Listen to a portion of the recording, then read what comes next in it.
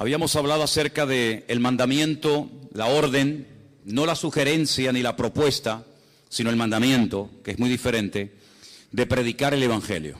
Esto se encuentra en Marcos capítulo 16 y vamos nuevamente a ir a esa porción y vamos a refrescar un poco la memoria. Vamos a hablar un poquito acerca de lo que se habló el domingo pasado y vamos a ir un poco más adelante, porque creo que es muy importante tener las ideas claras. No hay nada peor en esta vida que un creyente que no sabe ni lo que quiere.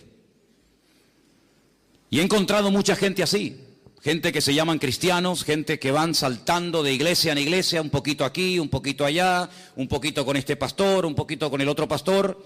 Al final se les fue la vida, de flor en flor, picoteando, y en el fondo no sabían ni lo que querían. Aquí no me gusta porque hablan muy fuerte, aquí porque hablan muy bajito, allí porque levantan las manos, aquí porque no las levantan, allí porque hablan en lenguas, aquí porque no hablan en lengua, allí porque están todo el día hablando de dinero, aquí porque nunca hablan de dinero, allí porque es una iglesia muy grande, aquí porque es una iglesia muy pequeñita, allí porque... Y siempre buscando defectos por todas partes.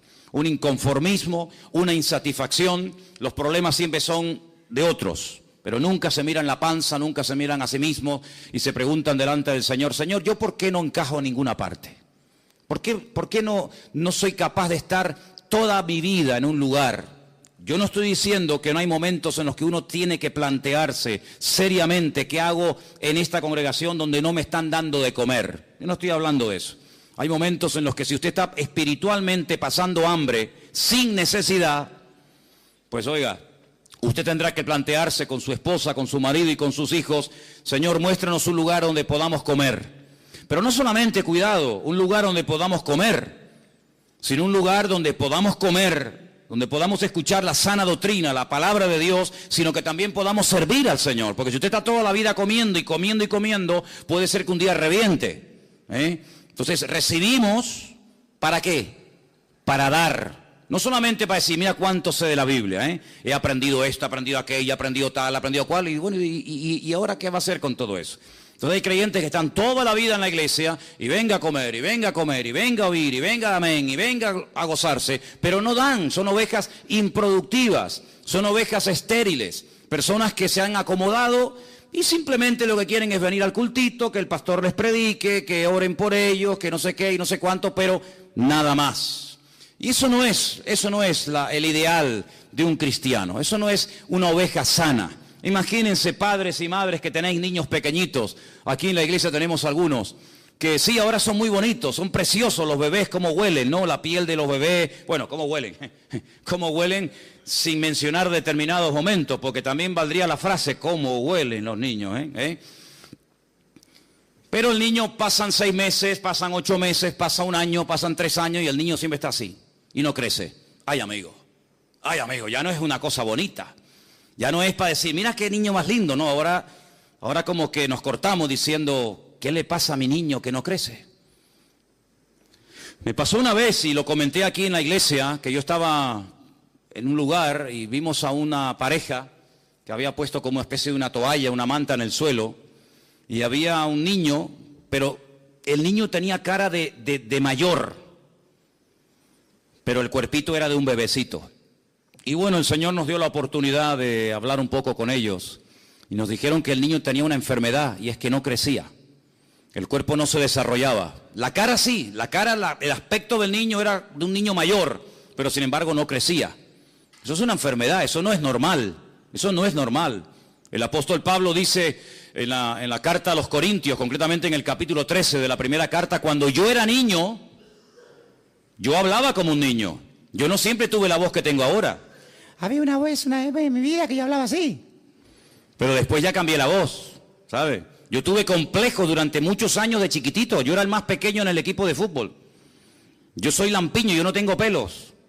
Y cuando yo entraba a las duchas y yo veía aquellos gorilas allí dentro, y entraba yo decía, me daba vergüenza. ¿Sabes lo que hacía? Me cortaba pelos de la cabeza, lo pegaba con cinta adhesiva y me lo ponía bajo el sobaco, para que no se rieran de mí. Si la vida nos va cambiando la voz, la vida nos hace crecer, estirarnos. Yo no puedo ponerme los zapatos, las camisas y los pantalones de cuando tenía 8 años. Pero hay cristianos Hay creyentes que llevan toda la vida con la misma talla de pantalón y de camisa porque no han crecido. Se han quedado raquíticos, se han quedado enanos. ¿Es esto algo nuevo, algo que tiene que ver con el siglo XXI, que es algo de los últimos tiempos? No se equivoque, hermano. Ya en los tiempos bíblicos, en los tiempos de la primera iglesia primitiva, ya había estos problemas. Por ejemplo, el apóstol Pablo, me remito otra vez a la carta a los Corintios, le dice, sois niños en Cristo.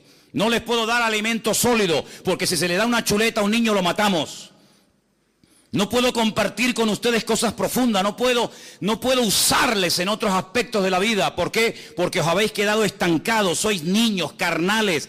Y claro, y como sois niños y carnales y no habéis madurado ni crecido, habláis como niños, pensáis como niños, hay celos, hay envidias, hay divisiones. Quítate tú para ponerme yo, porque os comportáis como auténticos niños, aunque lleváis toda la vida en la iglesia.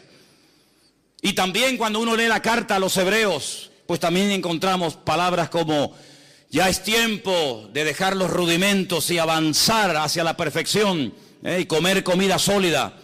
Y es una tragedia cuando hay creyentes que no quieren crecer, están ahí tranquilos, ahí en su asiento un año y otro año y está bien, yo vengo, pero esa no es la voluntad de Dios. Dice la Biblia que cuando un pastor sale con su rebaño por las montañas, con frío, con calor, por la mañana, por la tarde, por la noche, a veces jugándose la vida con peligros tremendos, ¿para qué sale? ¿Para qué hace el esfuerzo ese hombre? Es que no hay otra cosa a la que dedicarse en la vida. Bueno, la Biblia nos enseña y nos da a entender tanto en el Antiguo, a través de la vida del rey David y de otros personajes, porque muchos patriarcas fueron pastores. Curiosamente, Abraham fue pastor, Isaac fue pastor, Jacob fue pastor, José fue pastor, David fue pastor y muchos fueron pastores. Y el esfuerzo que hacían era para poder ver que ese rebaño les daba leche, o les daba corderitos, o cabritos, o les daba lana, o les daba algo, pero nadie se está sacrificando año tras año, día tras día, pasando frío y hambre y jugándose la vida por nada. ¿Se da cuenta? Entonces el Señor ha invertido mucho en ti, hermano. ¿Sí o no? El Señor ha invertido mucho tiempo en nosotros, mucho.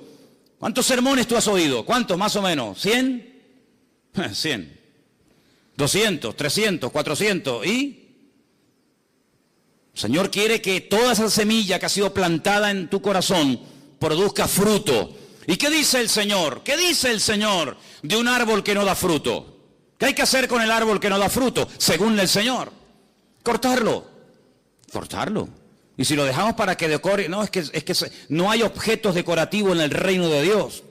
En otros aspectos sí, pero en la iglesia nadie es un objeto decorativo. Vamos a poner el púlpito aquí, una plantita y al hermano al lado, así, quietito, sin moverse. No hay objetos decorativos en el reino. Dice el Señor que llegó a maldecir el Señor Jesucristo a una higuera porque daba un aspecto pero eran falsos. Estaba cargada de hojas. Y se acercó y dice la Biblia que la maldijo porque tenía hambre y no había fruto en ella. Dijo, ¿para qué queremos una higuera que no dé fruto? Está inutilizando la tierra y impide el crecimiento de otros árboles. Alguien le dijo, bueno, vamos a darle otra oportunidad, vamos a abonarla, bueno, ok, una oportunidad más. Pero si no da fruto, me la cortan y la tiran al fuego. Así de claro. Entonces, cuando uno va a la palabra del Señor, en el capítulo 16 de Marcos, vimos la semana pasada que el Señor a sus discípulos primero les reprochó su incredulidad y su dureza de corazón. Versículo 14, Marcos 16, 14. Les reprochó, les echó en cara lo duro que todavía eran, lo incrédulos que todavía eran. ¿Cómo es posible que a veces le cuentes a un cristiano un milagro y te diga, bueno, ya no sé, no será una exageración lo que me estás contando? ¿Cómo puede ser que haya cristianos que duden del poder de Dios? ¿Cómo puede ser que haya iglesias y denominaciones enteras que digan que hoy en día Dios no hace milagros? Entonces, ¿yo qué soy? Si yo entré a la iglesia la primera vez en mi vida a robar, y entré enfermo, y entré endemoniado, que no podían conmigo 8 hombres. ¿Y yo qué soy? Señor, ese día me sanó, me salvó y me liberó. Y eso tenía 17 años, voy a cumplir 55 dentro de unos meses. Y nunca más el enemigo me volvió a meter mano ni a meterse dentro de mí ni experto. ¿Por qué? Porque el Señor hace una obra total, rotunda y absoluta. Tuve años en psicólogos, años en psiquiatra, amarrado con camisas de fuerza, de un hospital a otro. Y todo era inútil, hasta que vino el Señor y me salvó, me liberó y me transformó la vida. ¿Cómo que Dios no hace milagros hoy en día? ¿Pero quién dijo ese disparate? Lo que pasa es que no los hace a través de tu vida, ni tú los ves, porque tú eres un incrédulo. Que tienes la cabeza así de gorda, llena de Biblia, pero tu corazón está seco porque no tienes comunión con Dios. Y el Señor, cuando va a su palabra, nos dice: prediquen el Evangelio. Pero espere un momento. Pero cuando usted predica el Evangelio, cuando usted obedece y pone en práctica la palabra, dice: señales seguirán. Las señales siguen. No es que usted tiene que ir detrás de las señales, no, yo no sigo ni señales ni sigo a nadie, yo sigo a Cristo. Y dice la Biblia que el bien y la misericordia tienen la orden de parte del Creador de seguirme hasta el fin del mundo. Y Él nos protege, y Él nos cuida, y Él nos bendice. Pero cuando obedecemos, ¿y qué hay que obedecer? Predicar el Evangelio. ¿A quién? A toda criatura. ¿Eso lo dice la palabra de Dios, sí o no? Ir por todo el mundo y predicar el Evangelio a toda criatura. Está hablando con judíos, no está hablando en una iglesia evangélica, donde es normal predicar el Evangelio. ¿Qué vamos a predicar? Donde es normal ir a China, Japón, a Cuba, a América, a Europa. No, estamos hablando hace 2000 años con un grupito pequeño de judíos. Y los judíos decían: yo no salgo de mi tierra para nada, porque fuera de mi contorno, fuera de mi frontera, lo que hay son los goyim. Y los goyim son los perros, los gentiles, que no merecen nada. Por eso Jonás se metió en un barco y le preguntaron: vamos a ver, pero ¿tú a qué te dedicas? ¿Cuál es tu oficio en la vida? Y dice: yo soy profeta del Dios Altísimo. Yo sirvo al Dios Todopoderoso, al Dios de Abraham, de Isaac y de Jacob. ¡Wow! ¿Y qué haces aquí si eres profeta? Porque este no es tu lugar. Pregúntate siempre: ¿estás en tu lugar? Y si estás en el lugar, ¿estás haciendo lo que el Señor te ha llamado? Si tú eres profeta, ¿qué haces aquí de marinero? No, es que yo estoy huyendo. ¿Huyendo de quién, muchacho? Huyendo de la presencia de Dios. Pero ¿cómo puede una persona llegar a pensar que puede esconderse de Dios y Dios no encontrarlo? ¿Hay alguien aquí que crea eso? ¿Hay alguien aquí que crea que usted se puede meter en un sitio donde Dios no te va a encontrar? Adán lo intentó. Adán creía que se podía ocultar de Dios. Adán no era ateo. Adán era creyente, era producto de las manos del Señor. Pero él creía la gran mentira de que se podía ocultar de la presencia del Señor. Lo mismo que Jonás. Yo huyo de la presencia del Señor. Pero si huyes de la presencia del Señor, ¿qué pasa? ¿Que a dónde vas? Porque ¿a dónde iba Jonás? Según la Biblia, a Tarsis. ¿Dónde está Tarsis? En el sur de España, en Huelva. Ahí está Tarsis, todavía se llama Tarsis. ¿Y él de dónde venía? Salió de una ciudad que se llama en la Biblia Jope. Hoy en día se llama Jafo. ¿Qué le parece, amigo? Se montó en un barco para huir de la presencia del Señor. Es decir, él iba a cruzar todo el Mare Nostrum. Él iba a cruzar todo el gran mar, el mar Mediterráneo.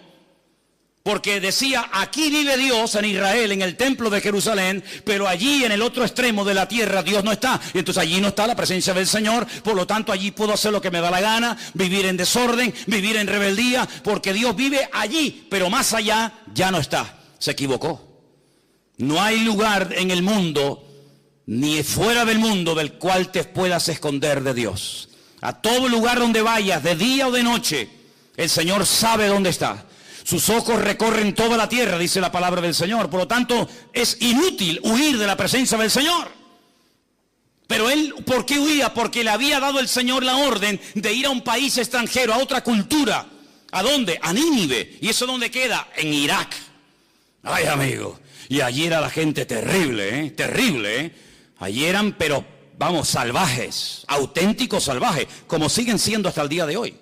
Como siguen siendo las peores barbaridades y las peores torturas y las muertes más viles y humillantes y crueles se siguen todavía desarrollando y manifestando en esas culturas. Y lo filman y lo suben a internet para que todo el mundo vea los salvajes que son. Tremendo, siguen siendo iguales. El espíritu no ha cambiado. Y dice: ¿quién? Yo ir a Nínive para que se arrepientan. Y si se arrepienten, Dios los va a perdonar. De eso nada. Por lo tanto, si yo no voy y si yo no les predico, no les vendrá convicción de pecado, porque el mensaje era muy cortito, pero era muy claro. Dile a los habitantes de Nínive que dentro de 40 días, si no se arrepienten, destruyo la ciudad entera. Y Jonás dice, 40 días, pues ya está, fácil. Yo me voy de la presencia de Dios, no les predico, si no voy yo nadie va. No hay internet, no hay WhatsApp, no hay nada. Y dentro de 40 días, qué bueno, el Señor se los cargó a todos. El Señor dijo, no, eso es lo que tú te crees. Pero Dios nunca pierde, Dios siempre gana. ¿Cuántos dicen amén? Diga conmigo, Dios nunca pierde, Dios siempre gana. Más fuerte, Dios nunca pierde, Dios siempre gana. Que te tiran por la borda y prefieres morir ahogado, no te lo crees ni tú, querido. Yo no sé silbar, pero si supiera, trágate a este. Ya verás cómo le quito la tontería. Cuando él se metió dentro de aquel submarino, dentro de aquel enorme pez, y comenzó a sentirse mareado, y una noche, y 2 noches, y 3 noches, dijo, Dios mío, sí voy, cuenta conmigo, allá voy. Pero fíjate tú, prefería morir antes de dar su brazo a torcer. Que no, ¿a que sí? Porque Dios nunca pierde, Dios siempre gana. Y vas a ir, quieras o no quieras. Así de claro. ¿Y qué pasó con Pedro? Porque eso fue en el Antiguo Testamento. Y Pedro, conociendo al Señor, viviendo con el Señor, Señor, lo que tú me pidas, ¿sí? Vete a casa de Cornelio a predicar el Evangelio. ¿A casa de quién? Cornelio. Cornelio es un centurión romano, imperialista, que nos tienen aquí todo el día el cuello trancado, que nos están amargando la existencia. ¿Cómo voy yo a ir a casa de un gentil romano? Pues vas a ir, quieras o no quieras. Y fue, y mire cómo empezó el mensaje. Ustedes saben cuán abominable es para un judío entrar a la casa de un gentil. Qué presentación más hermosa. Es como si yo dijera esta tarde, la verdad es que yo no tengo ningún deseo de verles las caras a ninguno de ustedes. La verdad es que yo estoy aquí por obligación, porque tengo que predicar, pero yo por mí me mandaría a mudar y lo dejaría todo. Pero vamos a ver, pero este hombre que está diciendo. Este hombre se le fue la olla. Así empezó Pedro el mensaje. Así empezó. Porque no entendía que gente fuera de su cultura, de sus esquemas, entendieran el Evangelio. Pero el Señor ya lo había dicho, id por todo el mundo y predicad el Evangelio. Es decir, que desde el principio el Señor viene hablando acerca de que Él tiene un plan general. Y en ese plan entra la salvación de todas las naciones de la tierra. Porque Dios quiere que todos los hombres procedan al arrepentimiento y que todas las naciones se salven y conozcan a su Hijo Jesucristo a través de su palabra. ¿Cuántos dicen amén? Pero dice la palabra de Dios que en un principio no era así, no había necesidad de predicar el Evangelio ni nada a nadie. ¿Por qué? Porque el único que conocía al Señor y se llamaba Adán. Adán era un hombre perfecto, tan perfecto que ni sudaba, no tenía frío, no tenía calor. Algunos dicen, bueno, pero si no iba a morir, porque también era un ser eterno, porque Dios lo creó eterno, porque la paga del pecado es la muerte, y si no había pecado, no había muerte. ¿Dónde iba a caber tanta gente? Si se iban a comenzar a reproducir y uno y otro y miles, ¿dónde va a caber tanta gente desde los tiempos de Adán hasta hoy en día? Oye, ¿por qué te crees tú que Dios creó tantos planetas? ¿Para tenerlos vacíos? ¿Qué sentido tiene haber creado miles, millones de planetas para tenerlos vacíos? No, Dios creó todo eso para ir poblando todo el universo, para que todas las naciones, para que todo el universo conociera del poder de Dios, pero ustedes lo han echado todo a perder, porque habéis pecado. Y ahora las cosas han cambiado radicalmente. Ya no va a volver a ser nunca más como antes. Ahora vas a sudar, ahora vas a tener frío, ahora van a tener dolores, ahora les va a doler por aquí, les va a doler por allá. Ahora se van a levantar los padres contra los hijos contra ellos mismos. Ahora va a ser todo diferente. Cuando vayas a sembrar te vas a pinchar la mano, porque nacerán cardos y espinos. Aquellos animales con los que te entretenías y jugabas, ahora se te van a volver en tu contra. Ay, amigo, todo ha cambiado. Claro, es que cuando uno peca, cuando uno desobedece a Dios, todo cambia. No puede permanecer todo igual. La paga del pecado es la muerte. Y Adán comenzó a experimentar en su cuerpo, en su mente, en su alma, en su espíritu, en su familia, en sus hijos, en todo. Comenzó a notar las consecuencias del pecado. Pero Dios a un hombre le da una promesa. Y ese hombre se llamó Abraham, más tarde Abraham. Y le da una promesa. La promesa es muy clara y muy sencilla de entender. En ti serán benditas todas las naciones de la tierra. Y dice la Biblia que Abraham le creyó a Dios. Le creyó a Dios y fue declarado justo. ¿Crees lo que yo te prometo? ¿Sí? ¿Crees que serás padre de multitudes? ¿Crees que saldrá un día alguien de tus lomos y será un instrumento de bendición para todas las naciones de la tierra? ¿Lo crees? Y Abraham dijo, lo creo. ¿Dónde se escribió eso? En ninguna parte, no hacía falta. Él le creyó a Dios y su fe fue contada por justicia. Entonces, ¿por qué casi 500 años después Dios da la ley? Si ya había dado la promesa y Abraham la había creído, ¿para qué tuvo que dar la ley? ¿Qué sentido tiene? Porque Abraham no necesitaba leer la Biblia. Abraham oía a Dios y lo entendía. Vas a ser padre, amén. Cámbiate el nombre, amén. Vas a tener un hijo que a través de él vendrá la promesa, amén. Vete mañana y me lo sacrificas sobre un altar en el monte Moriah, amén. Él tenía una línea directa con Dios, le entendía perfectamente. Él le transmitió su fe a su hijo Isaac. Isaac nunca leyó la Biblia, nunca fue a la iglesia, nunca tuvo un pastor, un rabino, un reverendo, pero ellos entendían a Dios. No vayas a Egipto, le dijo el Señor a Isaac. Y dijo, pues no voy. ¿Dónde lo leyó? No hacía falta. Jacob, ¿dónde se congregaba? En ninguna parte. Pero sin embargo él tenía encuentro con ángeles, él hablaba con Dios. Dios le dijo, a partir de ahora te vas a llamar Israel. Jacob no, Israel. ¿Cómo tenían ellos tanta línea directa con Dios? José nunca leyó la Biblia. Uno de los hijos de Jacob nunca leyó la Biblia. Nunca fue al culto, nunca estuvo en una reunión. Sin embargo, un día le vino una mujer casada a proponerse acostarse con él. Dice, ni se te ocurra, yo no puedo hacer eso, pecaría contra mi Dios. Pero ¿dónde está escrito que eso es pecado? Dijo. ¿En qué libro? ¿Dónde está escrito que acostarte con la mujer de tu amo Potifar sea pecado? Aquí está escrito. No necesito ley, no necesito Torah, no necesito nada porque yo conozco a mi Dios. Y como conozco a mi Dios, sé lo que le gusta y lo que no le gusta, lo que le agrada y lo que no le agrada. Y a Noé le dice, cuando construyas el arca, vas a coger 7 parejas de animales limpios y animales impuros y los vas a meter en el arca. ¿Y cómo sé cuáles son los limpios y cuáles son los impuros? Si eso no está escrito, yo te lo voy a decir. Entonces hubo un tiempo, hubo una generación, hubo un grupo de personas minoritarias que tenían un nivel de comunión, un nivel de santidad, un nivel de relación con Dios tan elevado que no necesitaban que nadie les predicara, que no necesitaban Torah, que no necesitaban ley, ni mandamientos, ni nada. Entonces la pregunta la vuelvo a hacer otra vez, ¿para qué Dios la dio? Si cuando Dios le hablaba a esta gente, ellos entendían y obedecían, ¿para qué da la ley? Cuando la ley son 613 mandamientos. ¿Para qué? Si ellos saben, con esta no me puedo acostar, este es un animal limpio y no se puede comer, este es inmundo y no lo puedo comer, esto lo puedo hacer, aquello no lo puedo hacer. Si lo saben todo porque tienen esa ley grabada en sus conciencias y en sus corazones, ¿para qué le das la ley? Bueno, es que la Biblia dice para qué fue dada, vamos a verlo. Gálatas capítulo 3, verso 19.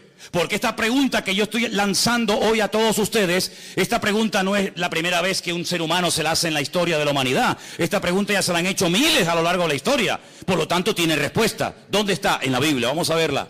Gálatas capítulo 3, versículo 19. ¿Lo tienen, hermanos? ¿Para qué sirve la ley? Porque Abraham no la necesitó. Abraham se circuncidó él solo. Él solo, sí, él, y a su hijo, y al otro, y al otro. Entonces, ¿para qué fue, o para qué sirve entonces la ley? Amigo, escucha esto. Es que la ley fue añadida a causa de las transgresiones. Porque no todo el mundo era como Abraham, no todo el mundo era como su hijo Isaac o como su nieto Jacob, no todo el mundo tenía la espiritualidad y la santidad y el nivel de relación como tenía José. Ojalá fuera así, pero no era la realidad. Por lo tanto, hay que poner límites. Por lo tanto, la ley no fue dada para los buenos, sino para los transgresores, porque los buenos no necesitan ley. Dice, ¿qué ley le voy a poner a un obediente como Abraham? ¿Qué ley le voy a poner? No me obedezcas tanto. Oye, no tengas tanta fe.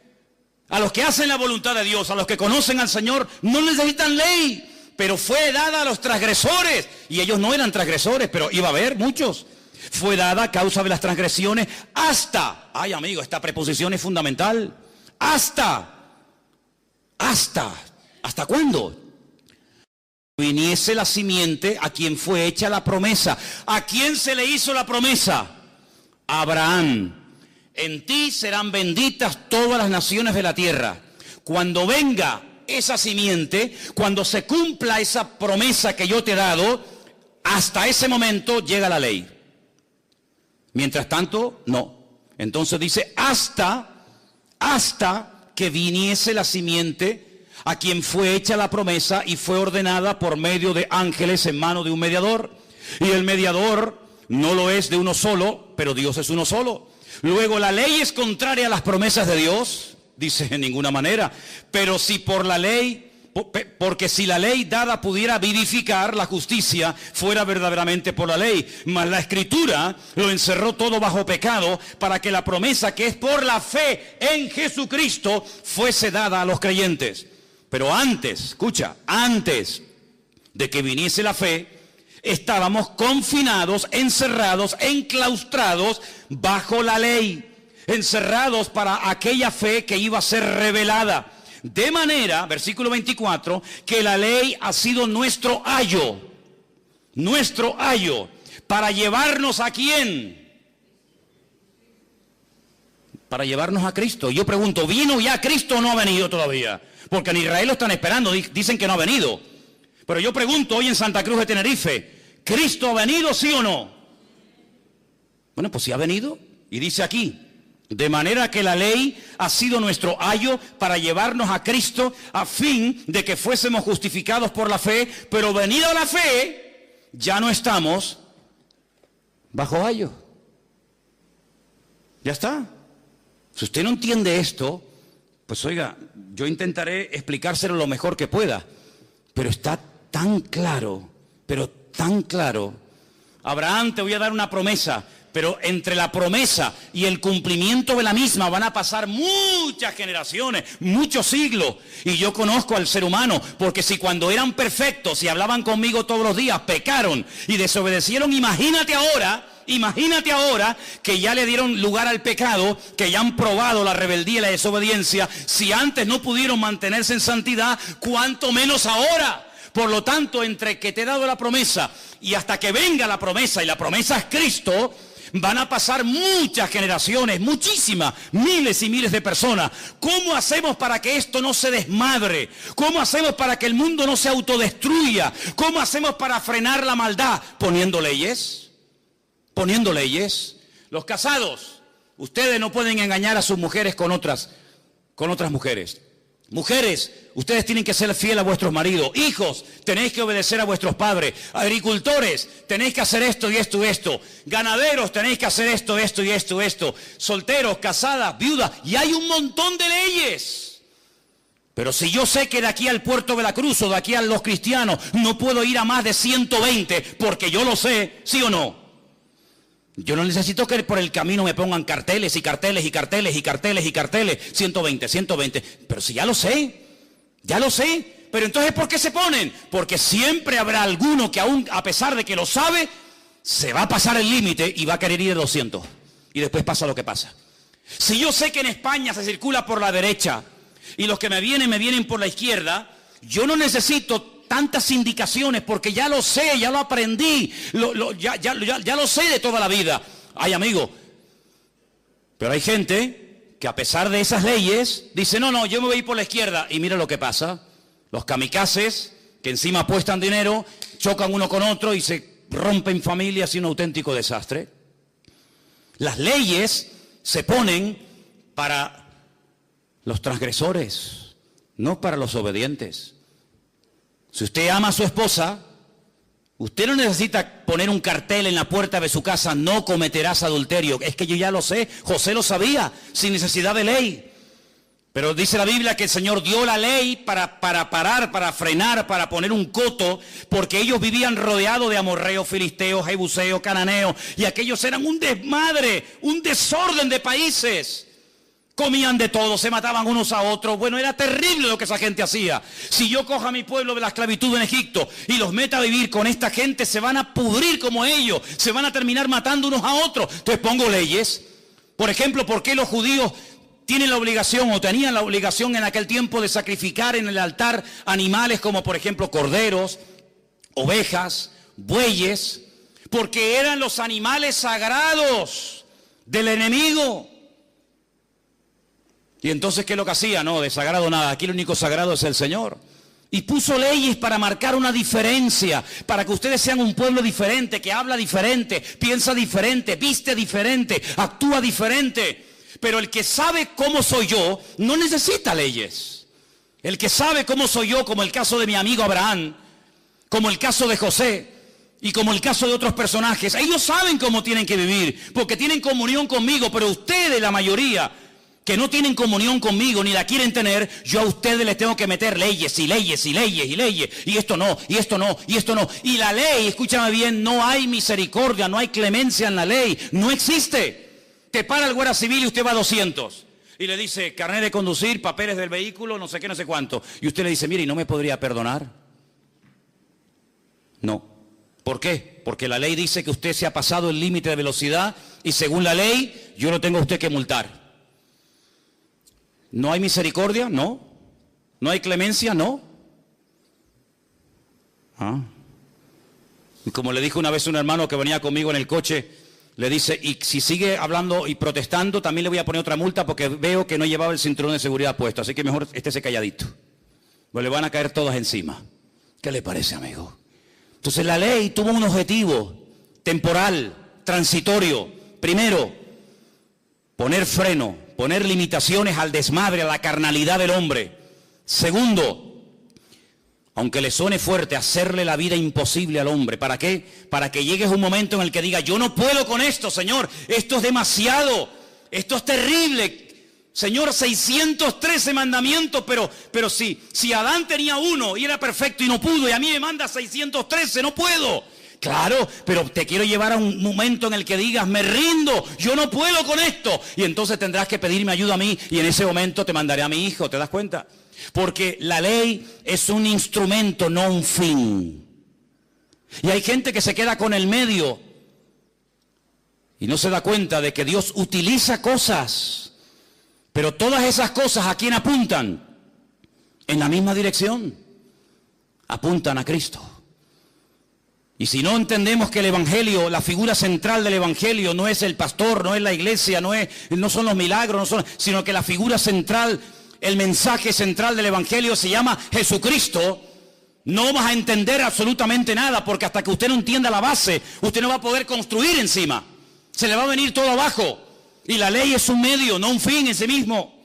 Mire lo que dice, por ejemplo, Romanos 3:21. Lo tengo aquí también subrayado, se lo leo. Ahora, aparte de la ley, se ha manifestado la justicia de Dios, testificada por medio de la ley y de los profetas. La justicia de Dios por medio de la fe en Jesucristo. Sigo leyendo versículo 22. Para todos los que creen en Él, porque no hay diferencia. Por cuanto todos pecaron y están destituidos de la gloria de Dios, siendo justificados gratuitamente por su gracia mediante la redención que es en Cristo Jesús, a quien Dios puso como propiciación, palabra más rara esta, sustitúyela y ponga sustituto. Él es el sustituto, Él ocupó tu lugar, ahora te lo explico.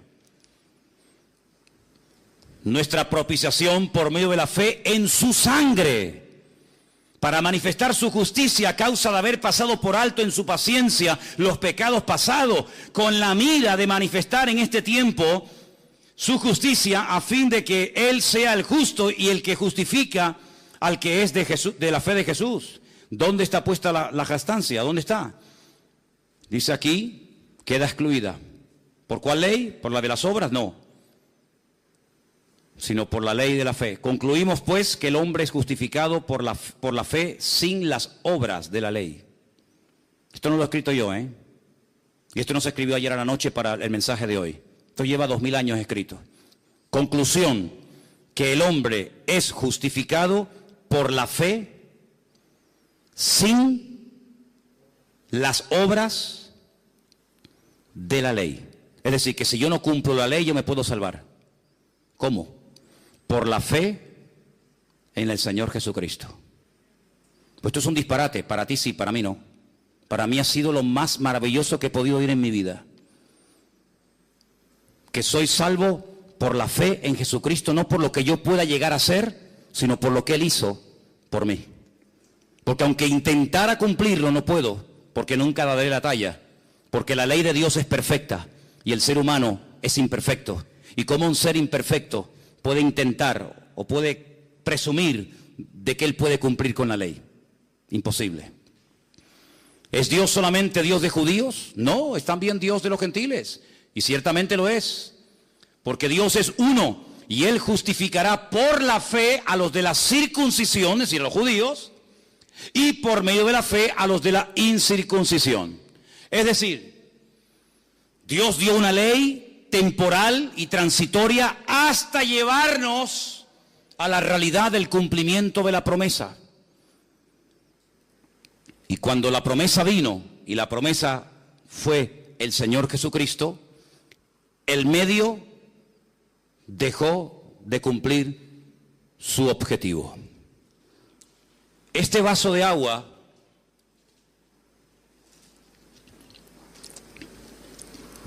es simplemente un medio para depositar en él agua.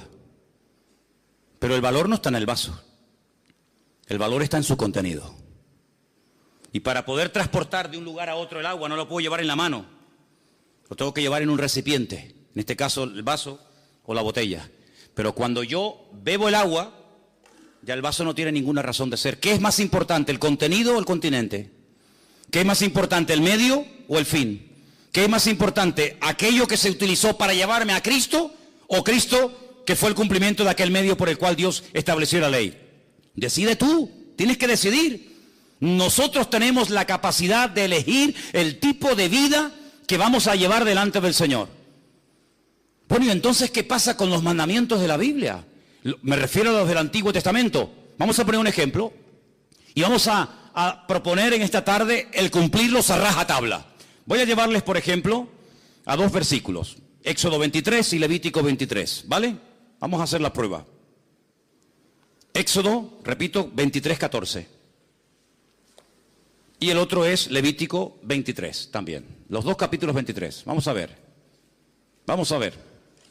A ver qué nos conviene más. Éxodo capítulo 23. Dije que es versículo 14. Vale, vamos para allá. 23, 14. 3 veces en el año me celebraréis fiesta. 3 veces en el año me celebraréis fiesta. Halloween, Semana Santa y Navidad. ¿No? Eso no dice aquí. Pero que dice que hay 3 fiestas en el año que tengo que celebrar. Vamos a ver cuáles son. La fiesta de los panes sin levadura guardarás. 7 días comerás los panes sin levadura, como yo te mandé en el tiempo del mes de Abib. El mes de Abib, ¿cuál es ese mes? ¿Cuál es el mes de Abib? ¿Qué significa Abib? Tel Aviv. ¿No hay una ciudad que se llama Tel Aviv? ¿Y Aviv qué significa? Primavera. Como yo te mandé en el tiempo de la primavera. Porque en ese mes saliste de Egipto y ninguno se podrá presentar delante de mí con las manos vacías. Bien, ya sé cuál es una. Los panes sin levadura. 7 días comiendo panes sin levadura. Vale. Segunda, la fiesta de la siega. Bien. Y después, si quiere, podemos leer la otra que también nos dice que era la fiesta de los tabernáculos. Está en Levítico 23, 34. Y ahora dice, 3 veces en el año, versículo 17, estoy aquí, 3 veces en el año se presentará todo varón delante del Señor. Vale, entonces según el Antiguo Testamento, estamos tratando de hacer una prueba práctica, objetiva, para ver si podemos cumplir con esto. 3 veces al año dice el Señor en su palabra que todo varón, luego las mujeres quedaban excluidas. Ah, no me dijeron nunca eso. Yo no sé lo que ustedes le dijeron, yo sé lo que estoy diciendo. Las mujeres no tenían obligación de hacerlo, los hombres sí. 3 veces al año, fiesta de Pascua o Pesaj. Pesaj significa saltar. Saltaron de la esclavitud a la libertad. Un poquito más adelante, 50 días más adelante, la fiesta que llamamos nosotros Pentecostés o Shavuot, la fiesta de las semanas. Y al final, casi entre septiembre, generalmente octubre, una fiesta que se llama la fiesta de los tabernáculos. Pero la pregunta es, ya sé el nombre de las fiestas, ya sé cuántas fiestas son, pero ¿dónde se celebraban? ¿Dónde se ponían en práctica estas fiestas? ¿Dónde? ¿Dónde? En el sitio que estableciera el Señor tu Dios.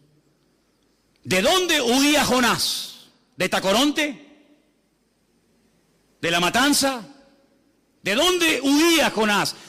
Él huía de Jerusalén, huía de Israel, porque en la mentalidad del judío se les metió hasta en los tuétanos que Dios vive en el templo de Jerusalén. Por eso yo cuanto más me aleje de Jerusalén, más me alejo de la presencia de Dios. Mira, hasta el día de hoy, hermano, escuchen bien esto. Hasta el día de hoy en Israel está la creencia de que el mundo son como grandes círculos concéntricos. Cuanto más lejos vivas de Jerusalén, más lejos vives de Dios. Si tú vives dentro de Israel, estás más cerca de Dios. Pero si vives en el norte de Israel, no estás tan cerca de Dios como el que vive en el centro de Jerusalén. ¿Por qué? Porque en Jerusalén era donde vivía el gran rey, no donde vive, donde vivía el gran rey. Pero dentro de Jerusalén había una montañita, un monte llamado el Monte Moriah, y dentro del monte había un edificio, y dentro del edificio había 2 habitaciones, y dentro de ese edificio había una en particular, pequeñita, que era el Santo Santorum, el lugar santísimo, donde estaba allí el Arca de la Alianza, y donde entraba una vez al año, en el día del Yom Kippur, el sumo sacerdote. Ese era el hombre que vivía más cerca de Dios. Los demás vivían, depende, a 4 kilómetros de Dios, a 5 kilómetros de Dios, a 8 kilómetros de Dios. Esa era la mentalidad, que había. Y el Señor dice, me celebraréis estas 3 fiestas anuales donde yo lo dijere, donde yo lo estableciere. Bueno, venga, va, a ver, tubillete.com, vamos a sacar billetes para poner esto en práctica. Estamos ahora en la fiesta de la... ¿Cómo es? La fiesta de la Pascua. Muy bien, venga, tubillete.com. Mañana sacamos un billete, salimos desde Tenerife Sur, paramos en Madrid o en Barcelona y de ahí cogemos otro avión y nos vamos a Tel Aviv. Llegamos a Tel Aviv, cogemos la guagua y nos vamos a Jerusalén. Cuando lleguemos a Jerusalén decimos, oye, una pregunta, ¿el Monte Moria aquí dónde queda? Pues claro, uno se imagina el Monte Moria como las cañadas del Teide, ¿no? El Monte Moria es un monte muy chiquitín, que lo han aplanado encima para poder construir. Y entonces llegas y te dicen, no, el Monte Moria está dentro de la ciudad vieja de Jerusalén. Venga, nos metemos por donde entramos, por la puerta de Damasco, que la conocen muchos de ustedes, que hemos ido allí. Venga, entramos por la puerta de Damasco, empezamos a darnos codazos con todo el mundo porque es una calle abarrotada, cruzamos todo el barrio árabe, follón tremendo, llegamos al control militar. Allí nos quitamos las chaquetas, los bolígrafos, los móviles, todo, y ya pasamos del barrio árabe al barrio judío. Ya estamos allí estamos en el muro de los lamentos, en el Kotel Hammurabi, el muro occidental, ¿vale? ¿Y ahora qué hacemos? ¿Dónde está el monte? Está allá arriba. ¿Y cómo subimos? Bueno, como tú no eres musulmán, tú no puedes subir por cualquier parte. Solamente hay una puerta de acceso, una escalera de madera de acceso para los no musulmanes, y es esa. Entonces tienes que ponerte en la cola, no se te ocurre llevarte una estrella de David, una cruz, una Biblia, porque te prenden fuego allí mismo. Entonces tienes que hacer una cola enorme, enorme, y cuando llegas arriba y cruzas el puente de madera, y llegas allí arriba y dices, Salem Aleikum, Aleikum Salam, Alhamdulillah, Shukra. Vamos a buscar el templo. Y te dice, ¿el qué? Claro, como a lo mejor no habla español, le tienes que decir el Bet Hamidash. Aquí no hay Bet Hamidash. Aquí hay 2 mezquitas. Una allí y otra aquí. Aquella se llama la mezquita de Omar. Y aquella se llama la mezquita de Al-Aqsa. ¿Pero y el templo? Porque yo he leído aquí que tengo que venir al templo del Señor 3 veces al año y he venido de Tenerife. Y todos estos conmigo. Pues aquí no hay templo. Y como se ponga chulo, le damos una paliza y lo tiramos del muro abajo. Y no es la primera vez que lo hacen, ¿eh? Entonces me vengo a Tenerife frustrado porque digo, Señor, no puedo cumplir tu palabra, Señor. No puedo. Porque la voy a cumplir ¿dónde? En mi casa. Eso no vale. No vale. Es que es allí. Es decir, que los cristianos españoles que vivían en el sur o en el norte de España tenían que viajar 3 veces al año a ir a Jerusalén. ¿Me estás diciendo eso? Exactamente te estoy diciendo eso. Y si no quería, eso es otro tema. Pero el Señor dijo 3 veces al año se me van todos a Jerusalén a celebrar la fiesta de Pesach, la fiesta de Shavuot y la fiesta de los tabernáculos, la fiesta de Sukkot. Pero Señor, si yo lo quiero hacer hoy en día yo cojo tu palabra y la interpreto literal y la quiero poner en práctica, no puedo. Y si no hago las cosas como tú me has dicho, ¿qué hago entonces? Bueno, pues si no puedes hacer las cosas como yo he dicho, no las hagas, porque para hacerlas mal mejor que no las hagas. Pero ¿y entonces cómo hago? Bueno, entonces lo que tengo que ir a la Biblia a buscar una respuesta a mi incertidumbre, a mi problema. Señor, ¿qué hago? Y ahora me encuentro que la Biblia dice, vuestra Pascua es Cristo. Amigo, que mi Pascua es Cristo. Ajá, yo soy vuestra Pascua. Por eso mi paz os dejo, mi paz os doy. Y a donde vayas, te puedes estar tranquilo, porque si vives en el sur, en el norte, en América, en Oceanía o donde sea, en Cristo, lo que no puedes cumplir, aunque quieras, porque no se dan las condiciones, ya lo has cumplido si tienes a Cristo viviendo dentro de tu corazón. Ay, amigo, ¿os dais cuenta cómo Cristo es todo? ¿Te das cuenta cómo Cristo destaca por encima de todo? Es como cuando un alpinista está días y días y se esfuerza y lucha y oxígeno y esto y aquello. No ve nada, está luchando para llegar a una cumbre y cuando llega por fin arriba, ¡ay, amigo! Desde arriba se ve una panorámica alucinante, se ven todos los picos, se ve a lo mejor en el fondo otro continente, se ve, yo qué sé, el mar. Pero para poderlo ver todo, tienes que subir. Por eso dice la Biblia que hasta que no subamos, hasta que no levantemos en alto al Señor Jesucristo, no vamos a entender nada. No vas a entender nada, porque los mandamientos del Señor tienen condiciones. Y si no se dan las condiciones, no se puede poner en práctica el mandamiento. No te puedes inventar una Biblia a tu manera, a tu estilo. No se podían hacer sacrificios en las casas. Eso quiere decir que yo no puedo hablar de la Pascua en mi casa. ¿Quién ha dicho eso? ¿Quién ha dicho que no? ¿Quién ha dicho que no podemos hablar en la iglesia o en la escuela dominical o en el culto de jóvenes o donde sea de cualquier otra fiesta? No estoy diciendo eso. Lo que estoy diciendo que si usted quiere hacer las cosas decentemente y con orden, como Dios manda, aunque quisieras, no puedes. Porque de los 613 mandamientos, más de 418 giran en torno a la construcción del templo. Ahora mi pregunta es esta. ¿Dios no tiene poder para que se levante el templo en Jerusalén ahora mismo? Cuando le dijo Pilato al Señor, ¿no me hablas? ¿No me contestas? ¿Tú no sabes que yo tengo poder para...? Y el Señor como diciéndole, pero si yo hago así, amigo, yo hago así, me vienen aquí 1.000.000 de ángeles a defenderme. ¿Qué estás diciendo? Claro que el Señor podría ahora mismo hacer así, ¡bum!, y arrasar todo lo que hay ahí arriba y construir el templo. ¿Pero por qué no lo hace? Pues porque no le da la gana. ¿Por qué no quiere?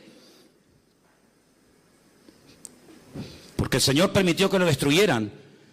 Y el Señor hasta este momento, hasta este minuto, ha impedido que se vuelva a reconstruir. Para que ya no esté vuestra vida girando en torno a un edificio de piedra, sino que vuestra vida sea una vida cristocéntrica, centrado no en un templo, no en un lugar, no en un país, sino que vuestros ojos estén enfocados en Cristo. Y por eso Pablo dice, si habéis, tú sabrás si habéis o no, si habéis resucitado con Cristo, poner la mira ¿dónde? ¿Dónde tengo que mirar? ¿A dónde mira el musulmán cuando ora? A la Meca. ¿A dónde mira el judío cuando ora? A Jerusalén. ¿Y a dónde mira el cristiano cuando ora? ¿A dónde miro? A Jerusalén no, a la Meca no. ¿A dónde miro? Poner la mira en las cosas de arriba y no en las de la tierra, donde Cristo ha resucitado, y poneros con Él en lugares celestiales en Cristo Jesús. Ay, amigo, es que no me habían hablado así, que no es mi culpa que no te hayan dicho eso. Pero hoy en día nuestra vida no gira en torno a una fiesta, no gira en torno a un hombre, no gira en torno a un medio, sino gira en torno al Rey de Reyes y Señor de los Señores. Y sin Él no lo tenemos nada, y con Él lo tenemos todo. ¿Cuántos dicen amén y le dan un aplauso al Rey en esta tarde? ¡Gloria a Dios! ¡Y a su nombre! ¡Y a su nombre! Eso es lo que es el Evangelio. Eso es el Evangelio. Aunque quisieras hoy a muerte dar tu vida por cumplir los mandamientos de la Torá, no puedes. No puedes. Por eso están insatisfechos continuamente. Por eso han tenido que decir, bueno, y si ahora no podemos orar 3 veces al día o presentar nuestro sacrificio, y no podemos subir al templo, y no podemos, ¿qué hacemos? ¿Qué hacemos? Y ahí se levantaron los rabinos a lo largo de la historia y escribieron una enciclopedia gigantesca, enorme, llamada el Talmud. Ay, amigo. ¿Y qué es el Talmud? Pues es la creación de la Mishnah y la Gemara, la Totafot y la Hagahá. ¿Eso qué es? Tradiciones y mandamientos. Y el Señor dijo, recorréis tierra y mar para ganar a un prosélito. Y una vez que lo ganáis, le ponéis tanta presión y tantas cargas encima que lo agobiáis y lo convertís en 2 veces más hijo del infierno que antes, pero vosotros ni con un dedo las movéis. Que Dios no vino a ponernos cargas, Dios vino a decir: los que estáis cargados y trabajados, abusados espiritualmente, hartos de la vida, venid a mí y descansad, y yo os haré descansar, dice el Señor. Para eso vino Cristo. Y ahora podemos entender cosas tan sorprendentes que rompen los esquemas de la época y hoy en día, como por ejemplo aquella mujer que dice que la sorprendieron en el mismo acto de adulterio. Bueno, hermanos, yo entiendo que la pillaron con las manos en la masa. Ahora, si usted es mujer y está cometiendo adulterio y te pillan, quiere decir que pillan a uno y al otro, ¿o no? ¿O con quién está cometiendo usted adulterio? Con la silla. ¿Con quién? No, te hemos pillado. Y no sacaron una foto porque no pudieron. Entonces cogen a la mujer y al hombre, cogen a la mujer y la llevan al Señor. Y le dicen, según nuestra ley, fíjate tú dándole clases de ley al Señor. Dándole clases de ley al Señor. Cuando esta Biblia que tengo en mi mano es la palabra escrita de Dios, lo que Dios hablaba, lo que salía por su boca, aquí se escribió, ¿sí o no? Pero entonces Cristo, ¿qué era? Era la palabra hecha carne. Dios habló, Dios permitió que su palabra se escribiera y Dios permitió que su palabra se humanara, que su palabra se encarnara, y dice, y vimos su gloria como el unigénito del Padre. Luego, cuando vas a darle clases de Torah, cuando vas a darle clases de ley al Señor, el Señor, que es la palabra, dice, a ver, ¿qué dice vuestra ley? Si fui yo el que te la di. ¿De qué vais? ¿Le va a enseñar un hijo a ser un hijo al padre? Será al revés, ¿no? Digo yo. Es que nuestra ley dice que a tales personas hay que matarlas a pedradas. Bueno, a uno y a otro. ¿Y tú qué dices? Dice, bueno, la mujer, claro, echa polo, sabe que en cuestión de minutos hacen un hueco en el suelo, la meten de cintura para abajo, le ponen, a veces sí, a veces no, una especie de tela encima, la rodean y empiezan pim pam, hasta que la machacan y la matan a pedradas. A ver, que nosotros ya tenemos claro lo que tenemos que hacer, solamente venimos a pedirte tu opinión. ¿Tú qué opinas de esto? Porque esta merece morir. Y es verdad. En la ley no hay misericordia, el que la hace la paga, amigo. Menudo dilema, ¿eh? Menudo problemón. ¿Pero para quién? ¿Para el Señor? El Señor no tiene nunca ningún problema. Dice, espérate un momento. Hace así. Escribe. Y venga a escribir. La lista vacía. Venga a escribir. Venga a escribir. Y dice que cuando miraban aquello, decían, oye, que puso en el suelo mi nombre. Ese soy yo. Claro, porque la inmensa mayoría que estaban allí condenando a los demás, ellos también habían tenido relaciones con ella. ¿Qué te crees? El que tiene digamos, una prepotencia de estar siempre acusando a los demás, generalmente es el peor que está, siempre es él. Generalmente es así. Es mucho más fácil apuntar así que verte que te estás apuntando tú, ¿no? Oye, que te puso ahí el DNI, muchachos, 42815-975B. Ese soy yo. Y yo... Cuando vieron los nombres en el suelo, dijeron, vámonos, nos pilló. A ver si vamos a morir también nosotros. Y dice que fue uno, y el otro, y el otro, y el otro. Todos se fueron, quedaron descubiertos, amigos. Ah, amigo, pero quedó uno solo. Uno que nunca había pecado. Uno que jamás había tenido un mal pensamiento. Uno que fue santo desde el vientre de su madre hasta el día de hoy. Uno que tenía toda la libertad del mundo para coger las piedras y machacarla viva. Y ese uno se llamaba Yeshua HaMashiach, el Señor Jesús.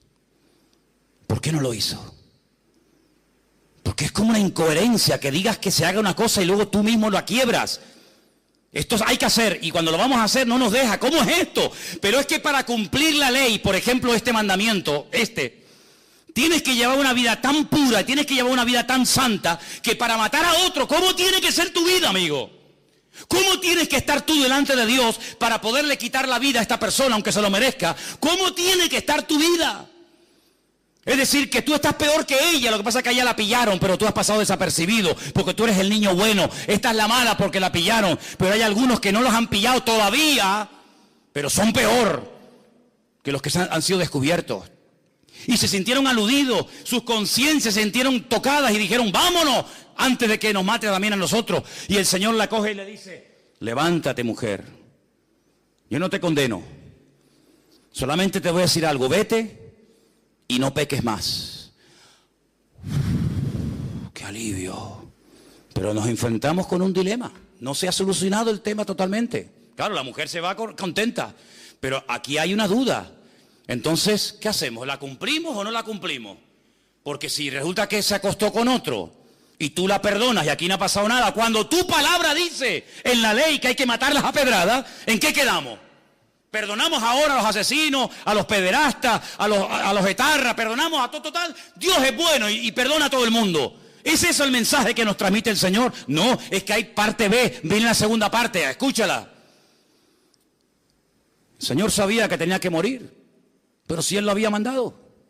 El alma que pecare, esa morirá, y esta pecado tiene que morir. Pero vamos a hacer una cosa, no hemos leído esta tarde, cuando les dije esa palabra rara que se ha leído, Él es la propiciación de nuestros pecados, que les dije, si no la entiende, póngala por la palabra, Él es nuestro sustituto. ¿Os acordáis que lo dije?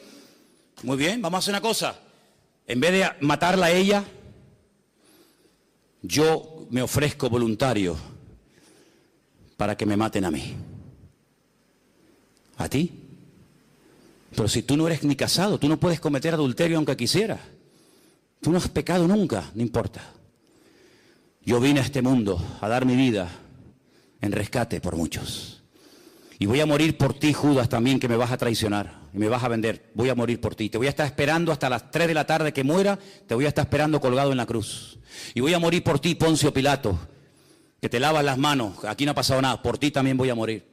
Y voy a morir por ti, Anás y Caifás. Voy a morir por los borrachos, por los alcohólicos, por las prostitutas, voy a morir por los adúlteros, voy a morir por todos los criminales y asesinos de la historia de la humanidad, porque ese fue el mandato que recibí de mi Padre. ¿Estás dispuesto a que yo lance mi ira contra ti en vez de contra aquella, contra aquel y contra aquel? ¿Estás dispuesto a cargar todo el peso del pecado de toda la historia de la humanidad, de los que murieron, de los que viven y de los que aún no han nacido? ¿Estás dispuesto a semejante sacrificio? Y el Hijo dijo, hágase mi voluntad. Hágase tu voluntad y no la mía. Heme aquí, envíame a mí, Señor. Entonces, cuando Cristo muere por esa mujer y por todos y cada uno de nosotros, cuando Él resucita, una mujer se lo encuentra y lo va a abrazar y dice, espera un momento, espera, no me toques todavía porque aún no he subido. Aún no he subido, aún no he ido a la presencia de mi Padre a decirle, Padre, mira, lo hice todo como tú me pediste, mira. Me traspasaron, me acribillaron, me torturaron, me escupieron, me hicieron de todo. Y el Padre acepta la sangre de su amado Hijo Jesús, le da unas vestiduras nuevas. Cuando se presenta el Señor y entra en aquella habitación donde están llorando y asustados y muertos de miedo, como hemos leído esta noche, dice, Shalom Aleichem, paz a vosotros.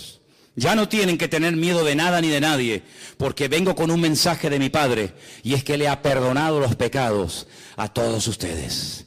Así como a Adán, Dios le dijo, fuera, fuera de mi vista, fuera del jardín del Edén, porque has pecado, le has hecho más caso al diablo que a mí, y no mereces estar conmigo. Ahora lo que se perdió en Adán, lo recuperamos en Cristo, Y Cristo dice, ni se te ocurra ir en tu propia justicia, que yo cumplo la ley, que ni se te ocurra, porque no sales vivo de la presencia de mi Padre. Porque mira, Moisés no entró, Abraham mintió, David adulteró, no ha habido ni uno que pueda presumir de que ha hecho todo correctamente. Por lo tanto, ni se les ocurra a ustedes tener la temeridad de acercarse al trono de la gracia con vuestros trapos de inmundicia, con vuestras obras y con vuestras historias, porque no sirve de nada, porque el profeta Isaías dice literalmente que todas nuestras justicias son como trapos de inmundicia. Y si quieren se lo digo en hebreo, como compresas usadas. ¿Eso dice en hebreo? Sí, Señor. Todo lo mejor que me puedan ofrecer, ese es el concepto que Dios tiene de lo mejor. Imagínate de lo peor. Señor, pero entonces, de nada sirven mis sacrificios, de nada sirven mis esfuerzos, de nada, de nada. Y ahora, ¿cómo me presento delante de Dios? Permítame la expresión, no me malinterpreten. Disfrazado de Cristo, vestido de Cristo.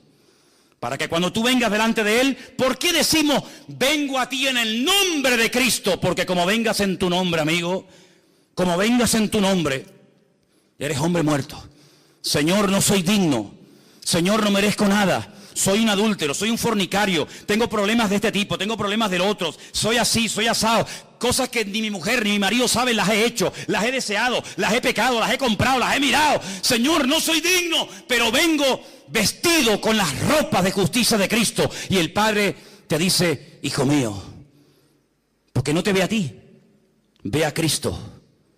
Y como ve a Cristo que cumplió la ley y dio la talla y su sangre nos ha limpiado de todo pecado, ahora podemos dormir en paz y vivir en paz, aunque no haga nada. Pero ¿cómo que no haga nada?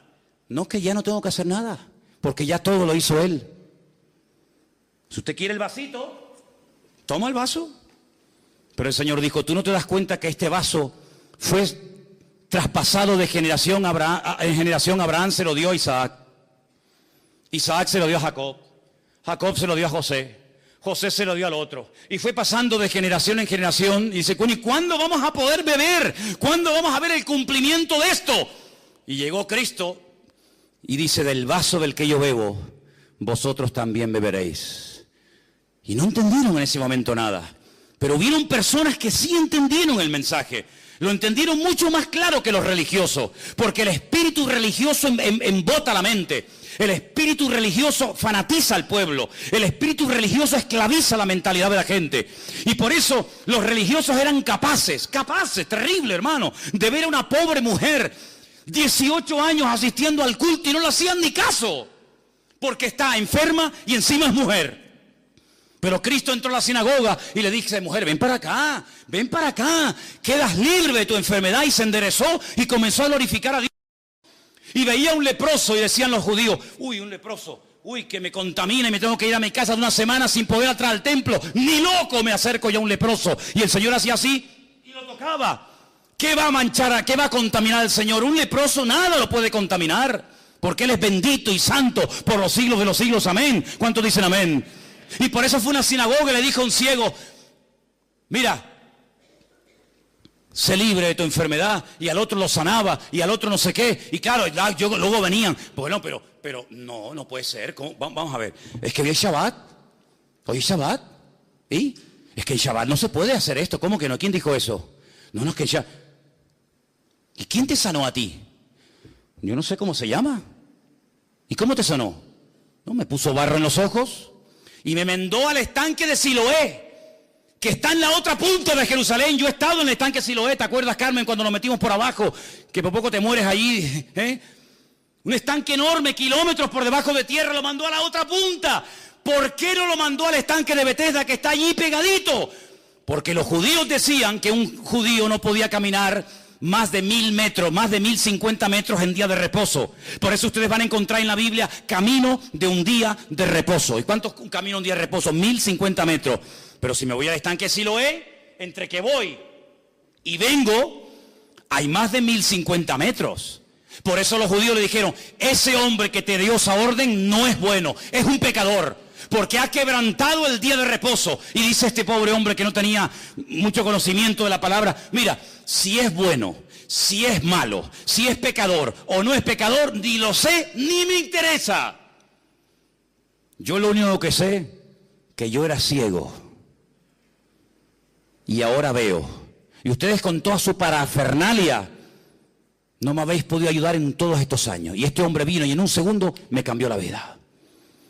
Hasta que tú no entiendas que el Evangelio ha superado con creces todos los medios, todos los vasitos, todos los instrumentos que ha utilizado el Señor, vas a ser un esclavo de cosas. No toques, eso no se puede hacer, eso no se puede mirar, eso no se puede ir. Y el Señor dice que ha venido para darnos libertad cuando conocemos la verdad, y la verdad se llama Cristo.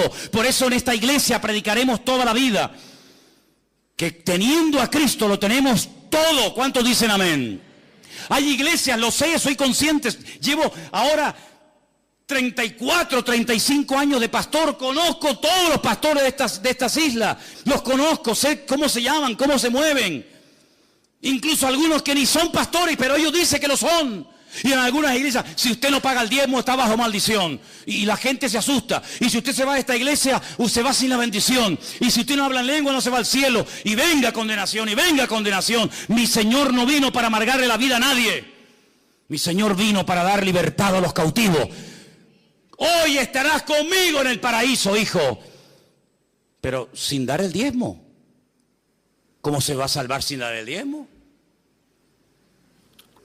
Sin hablar en lengua, sin ayunar, sin evangelizar a nadie, así, por la buena. Hoy estarás conmigo en el paraíso. ¿Pero qué ha hecho este hombre? Nada. Es que no puede hacer nada. El que lo está haciendo soy yo.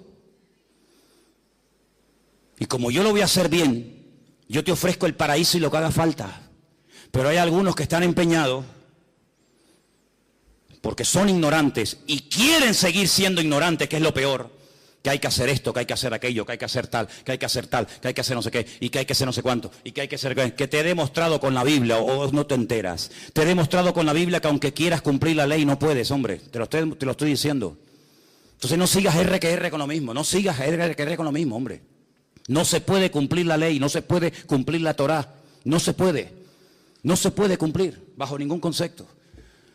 Hay un lapsus que ha quedado ahí suspendido y es el tiempo de gracia en el cual dice el Señor, ahora prediquen el Evangelio, abren los ojos a la gente, que entiendan que no es a través de este medio, que no es a través de aquel, que hay un solo camino, un solo mediador y tiene nombre, se llama Jesucristo. ¿Cuántos dicen amén? Entonces si usted viene a esta iglesia y quiere dar el diezmo, que no lo quiere dar, a mí me da igual si usted da dinero o no da igual de dinero, me da igual. Si muchos de ustedes cuando estaban en el mundo yo estaba predicando el Evangelio, si yo no vivo de lo que la gente da, yo vivo por fe porque sé que mi Señor es mi pastor y nada me faltará. Si usted habla en lengua, pues me parece bien, mire, es que yo no quiero hablar en lengua, pues no hable, mijo. A mí me da igual si usted habla o no habla en lengua. Es que a mí no me gusta ayunar, pues no ayune. Es que yo no puedo venir a la oración por la mañana, pues no venga. Pero entonces esto que es un libertinaje, no, es la libertad gloriosa de los hijos de Dios. Es vivir tranquilo, vivir sin agobios, vivir sin presiones religiosas. Yo odio la religión, porque las religiones son ataduras y son presiones a la gente. Y encima el religioso se cree que por cumplir está agradando a Dios y a veces nada más lejos de la realidad. ¿Saben lo que le digo? Lo que le digo a muchos. Disfruta de la vida. Disfrute de la vida. Hermano, y si yo no me levanto a las 6 de la mañana y si oro a las 10, ¿qué? El Señor a las 10 está ocupado, no lo puedo atender. Nunca he entendido eso. Está bien levantarse temprano y orar, yo no tengo nada en contra de eso. Pero si mañana quiere dormir una horita más, ay Señor, perdóname. ¿Por qué? Porque tenía que haber orado a las 6. ¿Dónde dice la Biblia que hay que orar a las 6? La Biblia dice orad sin cesar. A las 6, a las 7, a las 8, a las 9, a las 10. Dios no ha venido a traernos condenación, hermano. Dios ha venido a alegrarnos la vida. No te la compliques más de lo que la vida nos pone impedimento. Porque el Señor ha venido a que usted sea libre, a que usted viva en paz. Se viene a la iglesia a disfrutar, no se viene a la iglesia a sufrir. Si usted va a una iglesia a sufrir, no vaya. ¿O usted es masoquista? ¿Le gusta que le humillen? ¿Le gusta salir vacío? ¿Le gusta salir mal? No, la iglesia ha sido diseñada por el Señor para abrirnos los ojos, para aclararnos nuestras dudas, para que no seamos ignorantes y vivamos en la libertad gloriosa de los hijos de Dios. ¿Cuántos dicen amén? ¿Y entonces qué tengo que hacer? Pues buscar a Dios en oración, esforzarme en lo que dice el Señor. Ahora bien, yo les hago una pregunta. Si no se puede cumplir la Torá porque no se dan las condiciones actuales para cumplirla, ¿para qué complicarme la vida queriendo cumplir con algo que no se puede? Dele la vuelta a la tortilla. ¿Usted puede hoy en día orar? Pues ponte a orar. ¿Usted puede hoy en día congregarse? Sí, pues congréguese.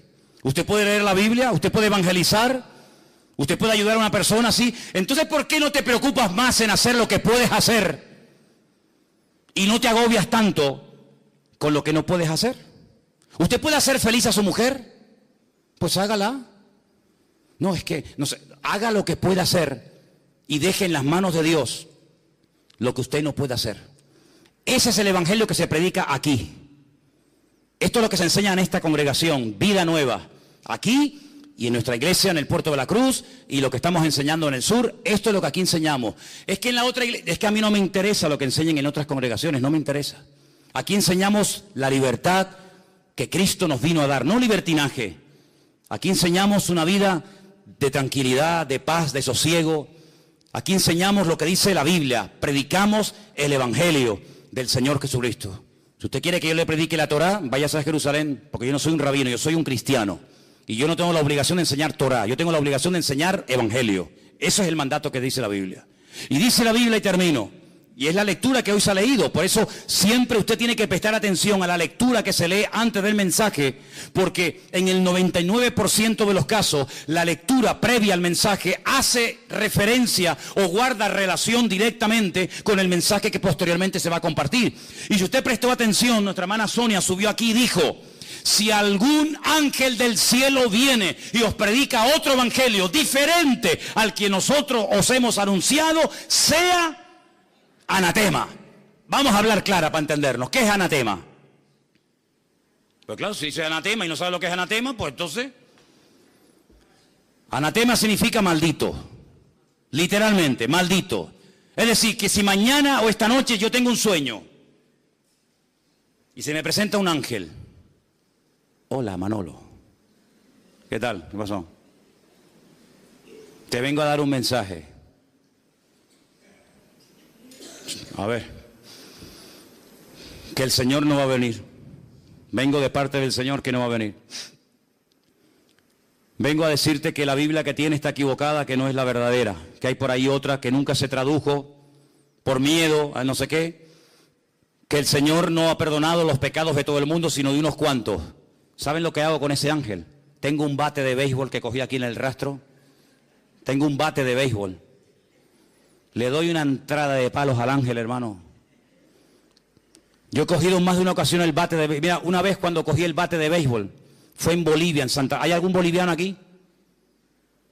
Tú eres de Santa Cruz de la Sierra. En el 7º anillo, donde teníamos nosotros el comedor, y comenzamos a dar de comer y comer y comer a los niños. Que ahí, tú sabes que hay mucha necesidad, ¿verdad? Por allí no aparecía nadie, ni los pastores de la ciudad cuando íbamos a visitar las iglesias, y Armando está ahí, que no me dejará mentir. Íbamos a las iglesias y contábamos lo que estábamos haciendo, de barro hasta aquí, miseria, era terrible aquello. Y nos decían, pues no sabíamos que aquí había eso. Y tú eres de aquí de Bolivia, y yo vengo de 15.000 kilómetros y sé más de la miseria que hay en tu barrio que tú. ¿Tú qué pastor eres? ¿Qué evangelio predicas tú? Y lo llevábamos al barrio y se quedaban asustados. Llevamos un día un montón de doctores para que examinaran a los niños y decían, ay, estos niños qué sucios. Claro, ¿qué quiere? A los pocos días de estar allí predicando,